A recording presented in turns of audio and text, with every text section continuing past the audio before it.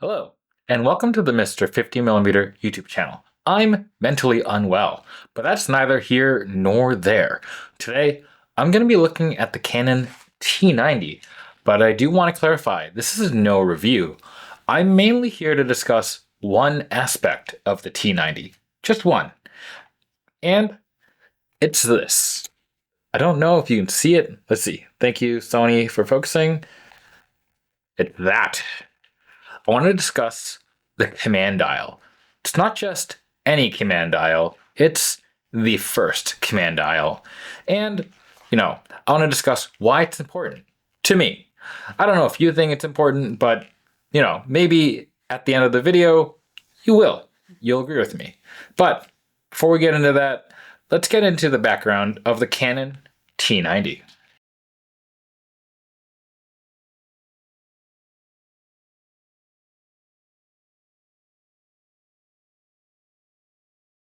What is the Canon T90? Well, the T90 is a film SLR released in 1986. It was the last of Canon's manual-focused SLRs, featuring the FD mount. And the T90 is a pro camera. It was designed in collaboration with a Luigi Colani, an industrial designer. I'm pretty sure I'm pronouncing this wrong. And the design itself was referred to by Canon as biodesign. And it incorporated the designer's bioform curves and shapes. This is a bit important because, there's a lot of emphasis on human factors and ergonomic interfaces. At any rate, the T90 was also referred to as the tank, and it featured in, quite frankly, an insane commercial. I'm going to link to that in the video below. In the video description below. Anyways, for more details about the T90, I'll post a link to the Canon Museum page in the description. And again, that'll be below. It's worth a read. This is a cool camera.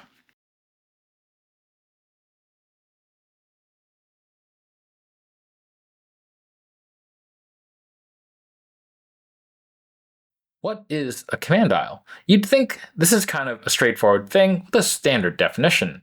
But looking around, there isn't really one uniform definition. It's kind of one of those things where if you ask any photographer or camera nerd, they'll be able to describe how to use it and tell you why having them is important. But a definitive definition is kind of hard to get. Part of that is probably the way that some different manufacturers slightly implement the command dials differently. Some of that might also be that it's, kind of an intuitive thing, at this point anyways. But with that being said, I kind of want to get a definition out of the way. And, it's kind of easy just to say that, the command dial is a command dial because you kind of use it a lot and, you can do things with it, you change camera settings, you can just kind of wave your way through defining command dial. But again, let's try to define one here. So a command dial is a rotating dial, typically placed within the reach of the index finger or thumb, or both. This one only has the index finger one. And its primary function is to allow rapid and intuitive augmentation of camera exposure settings at eye level or, via rear display if you're using a mirrorless camera or camera without an EVF. And, it changes its function based on the shooting mode and based on customization by the user. The command dials may also feature additional interactions like pushing in as a button, but that's not mandatory. For example, in aperture priority, command dial might be used to change the aperture settings, whereas another dial may be used to augment the exposure compensation, or vice versa. Command dials can also be used to interface with menu options or other functions not directly related to augmenting exposure settings. For example, in image review, a command dial might be used to quickly cycle through photos or quickly punch in zoom.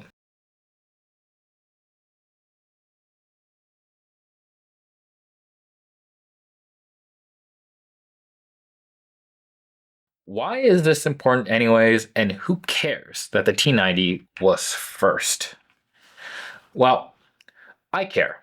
I care quite a bit, thank you very much. So initially, this was an important way to interface with the T90 specifically because it was a lot, you could control and adapt things based on how the camera was set. Prior to this, as Canon eloquently put it, camera designs were mechanically constrained to linkages, meaning you had to have physical controls for specific functions. And this would limit where things would be placed, and the controls had to, be placed strategically to link well with the mechanical bits. And again, these would kind of dictate the shape of the camera, or at least it had a much bigger role to play in the camera design. Think older cameras like the Leica M3, where the shutter dial is mechanically linked to the shutter, and film rewind is mechanically linked to the little film rewinder thingy. And, those things are there because they're probably the shortest distance away that would be workable for the mechanical linkage to function. With the T90, they implemented several small motor units, three of them, and it says it on the top of the camera, to control various things, thereby removing the necessity for the mechanical links in favor of electrical ones. And in this way, the ergonomics of biodesign could be implemented. This led the T90 to have a pretty distinctive shape and feel. Now, if you haven't figured it out yet, the T90, this camera right here, laid the groundwork for basically all Canon EOS RF designs to date. The original bio design still rings out. If you squint your eyes and you look at an R1, you'll see the great granddaddy, the T90 in there. And, from the way that you can see it from the way that things like the hand grip is shaped, from the rounded viewfinder hump, and most importantly, you'll see the command dial position. It's still there on modern Canon cameras.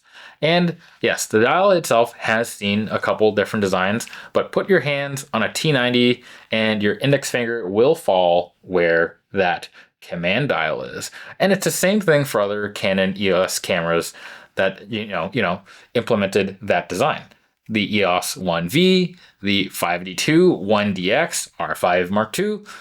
Sometime you get this design or a design right the first time.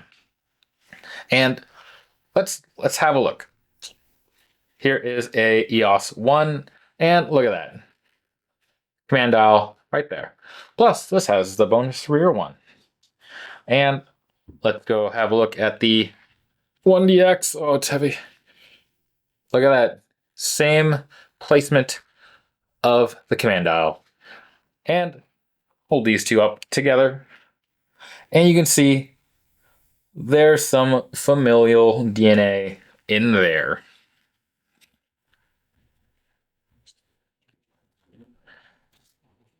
Now, on a related tangent, the top LCD of the T90, while it's not the first of its kind, its utility when paired with the command dial means that it persisted through a lot of modern cameras. Again, much like the command dial. And, again, let's have a look. Here's the 1D. There's the fancy top display. Here's a 1V, and you have the top display. And look at that. This one also goes blue.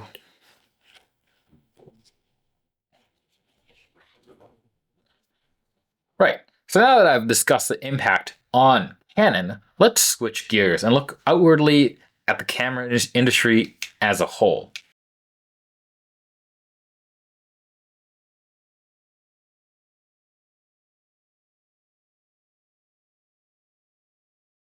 The command dial, impacting an entire product category. So after Canon made the command dial, either companies took notice and began to implement similar control schemes, or converged on the idea at the same or similar time. We can see that in other camera brands, it did take a bit longer for, the manufacturers to really appreciate the power of the command dial. For example, the Nikon F5 made a departure from the F4 by using a pair of command dials, and these were implemented quite a bit later than the T90. Additionally, you had the Minolta Maxim 9, which had a pair of command dials as well. And now I do want to stress, I don't know whether or not these companies noticed that Canon had success with command dial, or if they'd independently come to the same conclusion. But I would say it's probably a little bit of both. Now, before Canon had the T90, they had other T cameras. You had the T50, which is meant for amateurs, being basically a fully automatic exposure camera. And you had like the T70, where they decided to add more manual controls.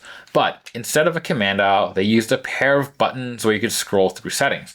I don't have a T70, but I have the Minolta Maxim 7000, which actually used kind of a similar button layout. And I'm gonna just hold it up and show you what I mean when I talk about the buttons used to change camera settings. Now, if you see that there is a up and a down, that is what was commonly used to augment the camera settings for some later autofocus cameras that were arriving in the future of the late 80s. And this is kind of okay, but the command dial is way better. And I think that Canon learned pretty quickly between the T70 and the T90 that, this kind of interface wasn't going to cut it, since the T70 and the T90 were 2 years apart. And again, I think this is further supported by the fact that after the T90, Canon made something called the T60, which was meant to be a cheap export SLR aimed at students. And how did they cheapen it? They went back to traditional dials and set the camera, traditional dials to set the camera, and they didn't use electronic controls. So I guess I lied when I said the T90 was the last of the film SLRs, but nobody remembers the T60, so, I think it still counts. Anyways, the T70 and the T90, they were worlds apart when it came to design. Now, again, I bring this up because similarly, I think Minolta kind of went through a very similar phase in its designs. And again, this can be seen in its autofocus line of cameras. The first generation, the Maxim 5000, also released in 1986. Okay, so I have the 7000 again here, but it also featured something like the top LCD, and it again featured, as you've already seen, the 2-button scrolling setup. And it wasn't until 1991 where Minolta saw the light of their ways, saw the light of Canon's ways, and it implemented, guess what? A set of command dials. And for Nikon, the first camera with a command dial would come in 1990 in the form of the F601.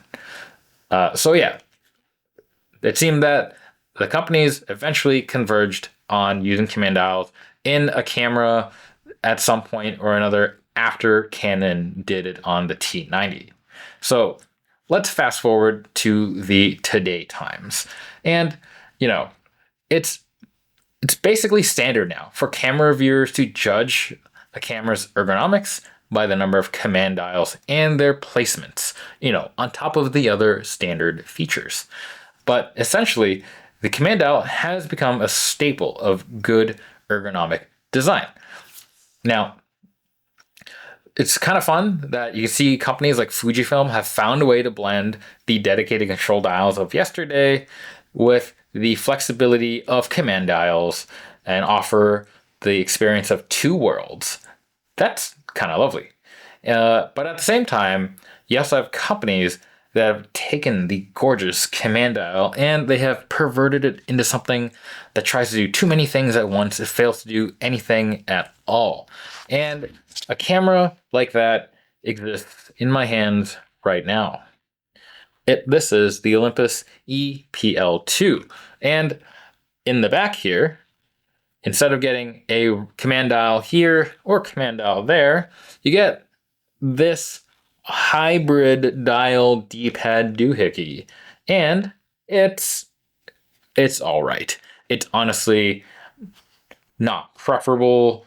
It'd be nice if they were forward or rear dial, but I see why they had to do it with the Olympus EPL series of cameras. Part of that was, differentiating camera lines, since the EP series did have an actual command dial where this button was. There was a side thumb-based command dial there.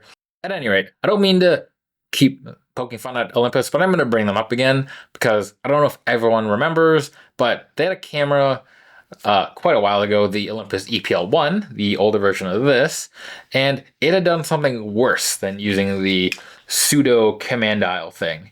It had reverted to using a 2-button scroll, like in the Maxim 5000, in the T90, and I remember when I was reading reviews about the EPL1 that there was a lot of criticism over the lack of even a single command dial, and, thusly, they fixed it on the EPL2 with this pseudo command dial D-pad thingy.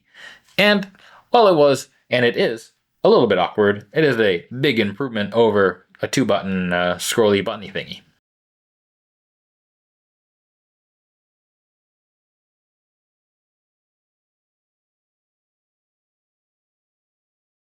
So I know, this was a bit of a departure from my normal content, but I wanted to know if this was any bit interesting to y'all. Should I dive into more subjects like this, or should I just stick to more reviews? If I can find more things to ramble on about it, I'll make a video. And I personally found it quite a bit fun to read up about the T90, and quite a bit fun just to look at other T90 reviews and noticing that most of the reviews kind of just glossed over the command dial thing. Most of them would mention that this was a camera with the first command dial, and then just continue onward. But I thought it would be kind of important just to give this command dial a little more attention. But maybe not, I don't know. Let me know in the comments below. And as always, don't forget to like, comment, and subscribe. Maybe a super thanks if you're into that. Till next time. Bye.